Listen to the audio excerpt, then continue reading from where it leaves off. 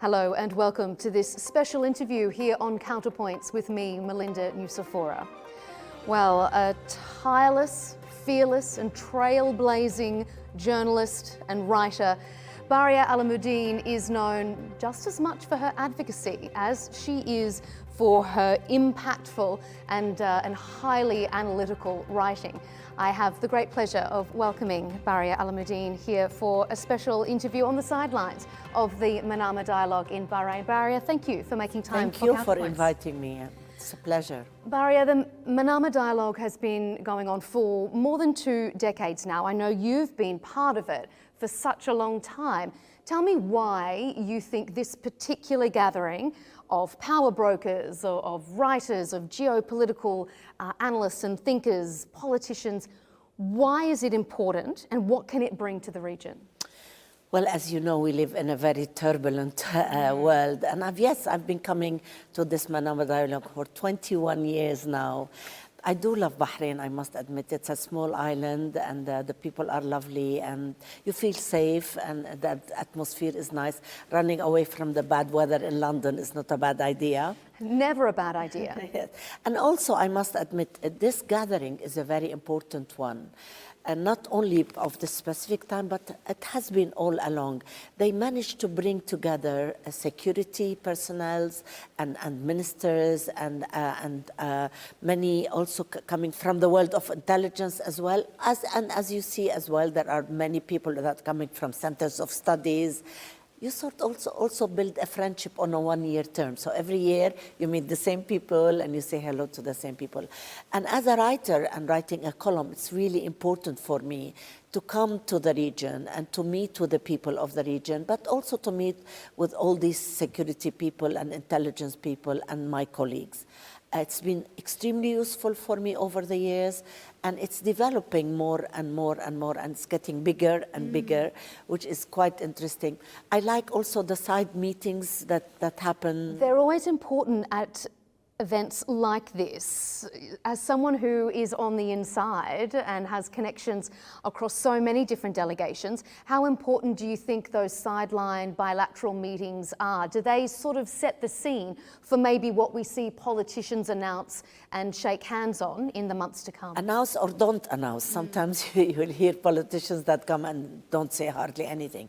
These are the important ones. It's the sidelines meeting where people speak off the record and people say their mind and you discuss and you hear stories that you don't read in the newspapers and you learn more things. Also, over the years, you develop certain friendships and people feel they trust you. They're, when you say off the record, it's definitely off the record. It's not... And as I say, I think people also come to Bahrain, honestly, and not only for this, but for the Bahrainis are known for being such kind people that they receive you warmly, and I think people like the food as well here. They like the gathering. It's the tradition of the meeting of these people. We must also say that this is a very critical time for the region, as you know, and the world at large. So I'm looking forward for the next 2 days, and I already, my schedule is full of, these appointments on the side of the big meetings in the big room. It is. About 1 year ago, in an opinion piece, I think it was just before last year's Manama Dialogue, you wrote, "Our world lacks guardrails because conflict resolution bodies like the UN Security Council have been paralysed by superpower rivalries." Are we in a better position or a worse position than we were 1 year ago? I think a worse position. The UN is rendered completely ineffective. Nobody listens to the UN. Some presidents of the world make fun of it and don't respect it. So I'm afraid we are, and it's something that we really need these days. The UN has never been more needed. If it is to find peace and security in the world, but also for refugees, for help with all sorts of things like UNRWA, for example, in Gaza. I think what we need to do is strengthen our international organizations, the UN with all its branches, and need to come back. Do I see it coming soon? No, which is really unfortunate. I would like that the world wakes up. I hope they're not waiting for a big catastrophe for them to wake up, because as you know, the UN was actually constituted after the war, and we really need to revive it and give it respect and security and money as well. Your book, Militia State, was published in 2022, and even though it focuses primarily on Iraq, it does analyse how Iran projects its power across the region, considering the strikes we've seen recently in Iran, but also the dismantling of many of Iran's allies across the region. How do you assess Iran's place in the region today? Oh, much, much, much weaker than when I wrote this piece. And I'm happy to say that. You know, Iran is a Muslim country. There is no reason it should not have the best relations with the region at large and all the Muslim world and the world at large, except that they have in their constitution that they should actually send their revolution outside their borders, which is really bad. They built these proxy armies like the PMU, PMF in Iraq, like Hezbollah in Lebanon, like the Houthis in Iran, like the Hamas in Gaza and parts of the West Bank. It doesn't work like this when you try to dismantle peace and security in other areas. And they were boasting about it. Iraq is still under the influence of Iran, completely under the influence of Iran. Although they have been weakened, it's their gateway to the Arab world. And I called my book Militia State because I could not call it Iraq. It wasn't Iraq. It was completely controlled. It's still controlled. The Hashd al-Shabi actually costs the Iraqi government $4 billion. We don't know where this $4 billion goes, and we don't know what's going to happen in the new elections. People are not very optimistic because of Iranian intervention and Iranian domination of Iraqi politics. So this is sad, and also not only that, but they used to threaten to say that Bahrain even is part of Iran. Again, I would say that because Iran is much weaker, it is now trying to make good relations with all its neighbors. Do I believe it? No, I don't believe it. But let's hope. Let's hope they will learn, and let's hope that they will concentrate on the good of their own people. The Iranians should be living in great security and affluence, etc. There is poverty in Iran.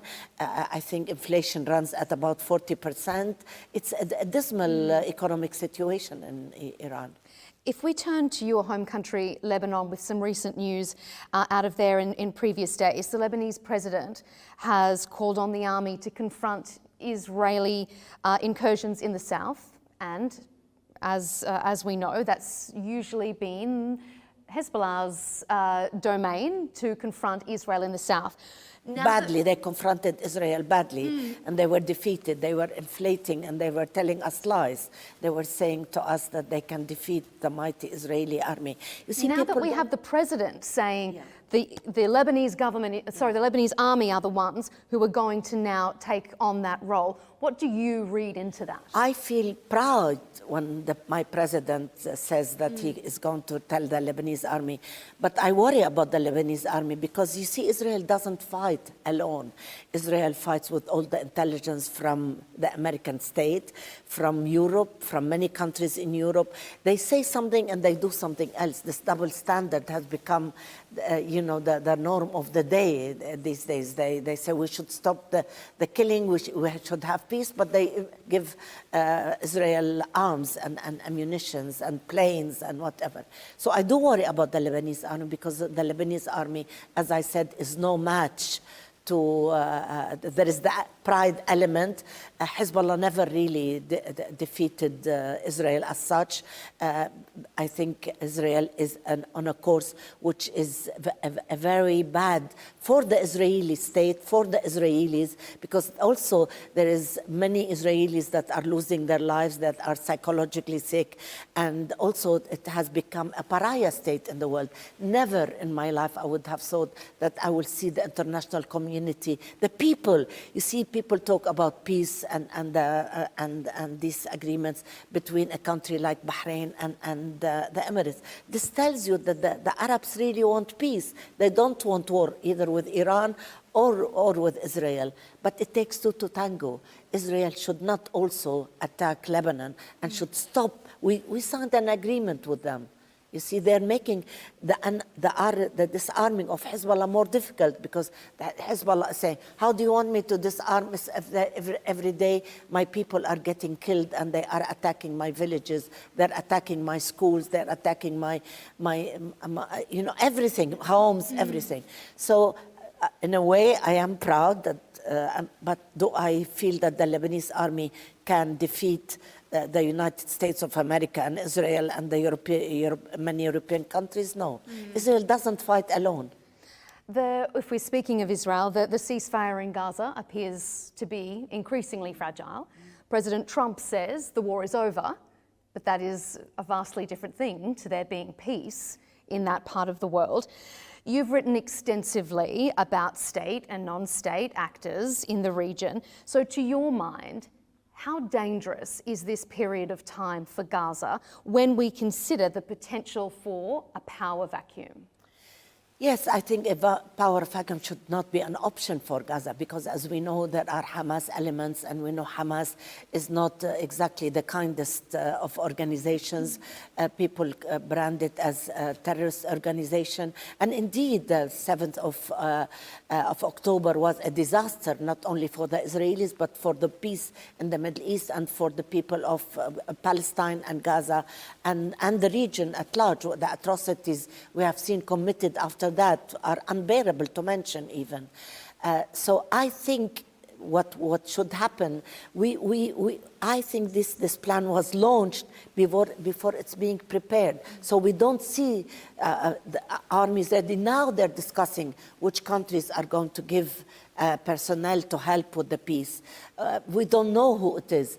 Would this ceasefire last? I don't know. Definitely we see that President Trump is now finally trying to influence Netanyahu to stop, actually ordering him to stop. And you hear in Israel that Israel is not an independent state. It's now ruled by the United States.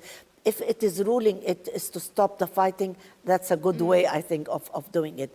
We should try and limit these elements like Hamas and the Houthis and Al-Hashd al-Sha'bi and of course Hezbollah, not only limit the role, but they should be not there at all.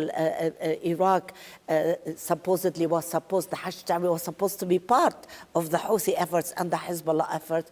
We saw that they acted in a very cowardly way, and what they do is now they are like a mafia inside Iraq. They take the money, we don't know where the money goes. There is actually no electricity in a summer of 50 degrees in Iraq, and this is a country that has the second biggest reserve of oil. I mean, one cannot even imagine it. And schools are deteriorating, the economic life is also like this. So there should not be at all the presence of these elements, as I said. And I hope and I pray that they find some kind of force, Arab force or others, that can monitor the peace until they can train some Palestinian forces to take care of the peace in Gaza. That is, if the peace holds. Turning away from regional affairs to your own career itself, you've interviewed numerous powerful women over a very long and illustrious career, no less Benazir Bhutto, Margaret Thatcher, and Indira Gandhi. I want to know, in the dealings you've had with those women in such powerful positions, do you think women can bring something special to leadership that men can't or don't to leadership roles? I don't think, I'm sure that they can bring. I remember with the late Indira Gandhi, and I was the last journalist to see her alive and interview her a few hours before she was killed in her home. She said to me, we women see details that men are not able to see. We women are multifunctional, and we see that in our homes. When we do, you work, you take care of your husbands, of the affairs of the house, you manage it, you have children, you take care of them. So I am very sure. Also, there is a certain empathy and tenderness about women that most men don't have in general, which I think is needed to govern a country or a people, or to manage affairs of a state. I'm very happy to see that women are moving forward in the world, but not enough. What about in this particular part of the world? How do you assess women's role in leadership positions in the region? I am so proud of women in this region. You know, when I come to a country like Bahrain, where women have started education amongst the first Arab nationals actually to start, and they work everywhere. Banking is led by women, health is led by women, so many sectors. I'm also trying to finish a book I started about women in Saudi Arabia. And I mean, every time I go, if I don't go for a couple of months, I come and I see it's like a revolution in women's affairs. And also in their confidence, which a woman cannot lead or cannot be somebody that can achieve something if she doesn't have confidence in herself and in her abilities and the role she can play in developing their country. I really believe women in the Gulf, women in the Arab world in general, but specifically in the Gulf, because countries like my country, where women were leaders, have regressed because of war and poverty and the state that we live in. So yes, I think there is a lot of hope for Arab women, Gulf women, as I said in particular. And again, I want to talk about Saudi women. They set these visions for 2030. A lot of them have been met already. So it's there. You don't need to 2030. And I'm really, really impressed with their determination, their passion to prove themselves. They're everywhere. Everywhere you go, there are women in Saudi Arabia and now. And as I said, you know, this was, of course, progress in the making. Yes. But the last, I think, 7-8 years, it has moved at an unbelievable speed. It's women's work that can give her confidence and give her ability to move on. If and when you finish that book, I hope you come back to Al Arabiya English to give us an exclusive insight. It sounds incredible. Baria Alamuddin, thank you so much for joining us here on Counterpoints. Thank you so much for asking me. Thank you. It's been a pleasure.